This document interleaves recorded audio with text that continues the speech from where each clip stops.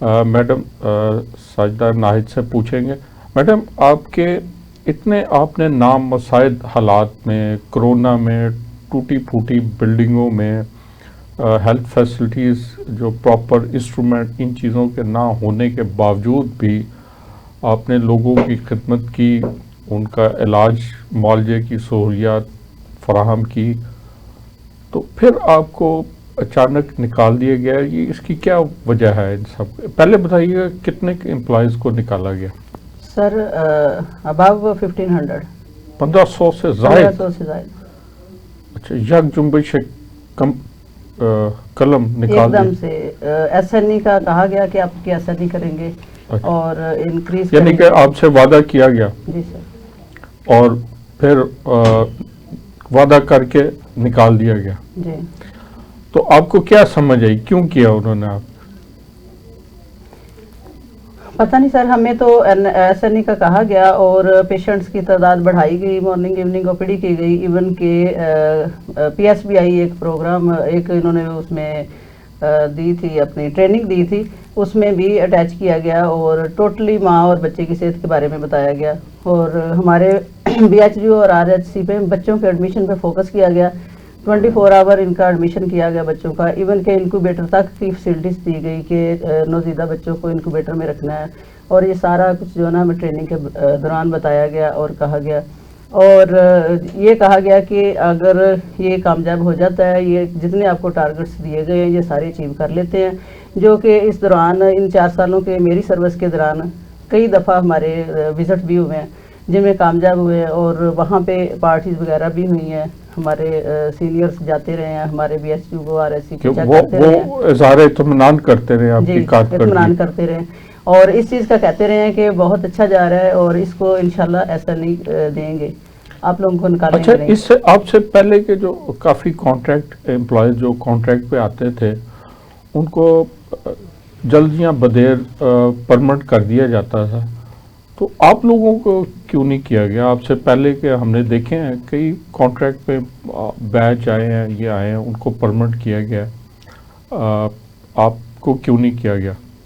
कहा तो हमें भी परमानेंट का था कि आपको एसएनई की तरफ लेके जाएंगे फिर परमानेंट करेंगे। जाहिर सी बात है, 16 स्केल है नर्सिस का और नर्सिस की वजह से ऐसे आरएचसी जो पड़े हुए थे वहाँ पे नाइट फैसिलिटीज़ दी गई है, बंद होते थे, शाम दोपहर 2 बजे के बाद बंद, शाम को सिर्फ एमरजेंसी सहूलत थी। कोई एक्सीडेंट वगैरह आ गया तो वो डिस्पेंसर अटेंड कर लेते थे, डॉक्टर्स नहीं थे, हमारे डॉक्टर्स भी वहाँ पे आए, नर्सिस भी आई। नर्सिस की वजह से वो 24 आवर चले हैं।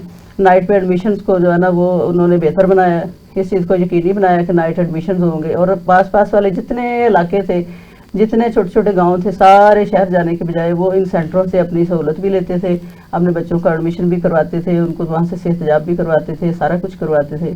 लेकिन पता नहीं फिर एकदम से क्यों आस्ता आस्ता इन्होंने बगैर कोई नोटिफिकेशन दिए, बगैर कोई मीटिंग किए, बगैर कोई आउटपुट दिए, बगैर 1 बाय 1 सेंटर्स पे कहना शुरू कर दिया। और वो डीसी के थ्रू इन्होंने हमें रिटर्न दिलवाया कि आप लोग फारिग हैं, आप लोग रुक जा सकते हैं। अच्छा, ये कहीं बात उस तरफ तो नहीं जा रही जैसे एजुकेशन में है 12 के 16,000 स्कूल प्राइवेटाइज करने हैं, ये हेल्थ यूनिट भी कोई प्राइवेटाइज करने का प्लान तो नहीं है? क्यों सोफिया, आप क्या कहेंगे? बिल्कुल, एज पर इंफॉर्मेशन जून तक हम लोग को ये इन्फॉर्मेशन मिली है कि 2500 के BS 2,500 BSU जो हैं वो आउटसोर्स कर दिए जाएंगे, प्राइवेट कर दिए। बिल्कुल।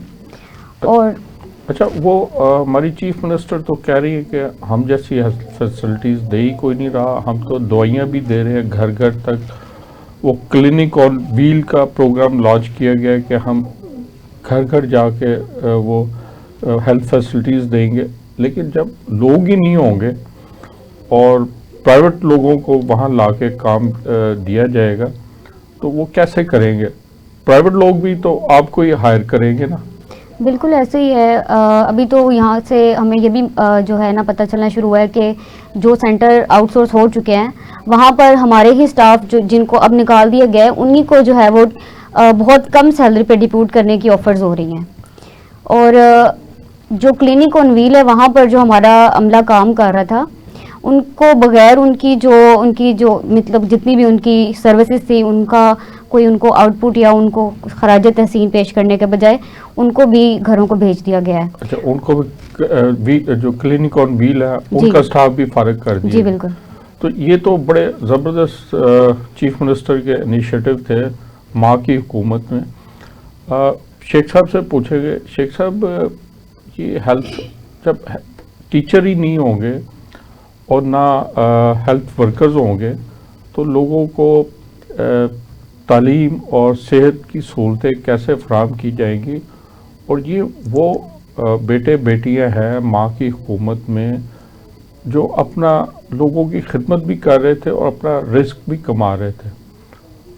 تو ماں بچوں سے اپنے بیٹے بیٹیوں سے ان کا کھانا وہ فراہم وہ دینے سے انکاری ہو گئی ہے.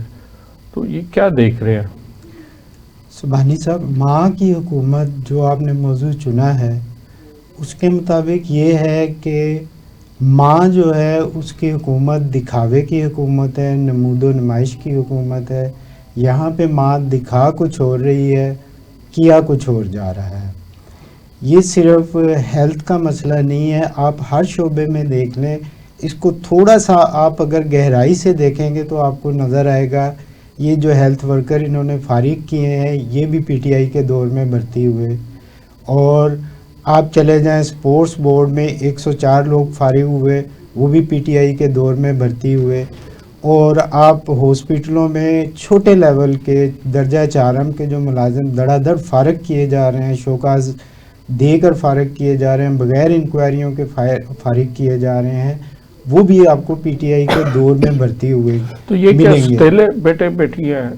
ہاں، یہ تو اب ماں کو بتانا چاہیے کہ وہ ایسا کیوں کر رہی ہیں. ماں کے لیے سارے بچے ایک جیسے ہوتے ہیں، انہیں ایک جیسا ہی سلوک کرنا چاہیے. تو یہ ان کے کیا یہ ماں کی حکومت ہے یا ستیلی ماں کی حکومت ہے؟ یہ تو اب آنے والا وقت ثابت کرے گا کہ یہ حکومت کس کی حکومت رہی ہے. کیا ماں کی حکومت رہی بھی ہے یا نہیں رہی ہے، یا حکومت کوئی اور کر رہا تھا، پروٹوکول انجوائے ماں کرتی رہی ہے.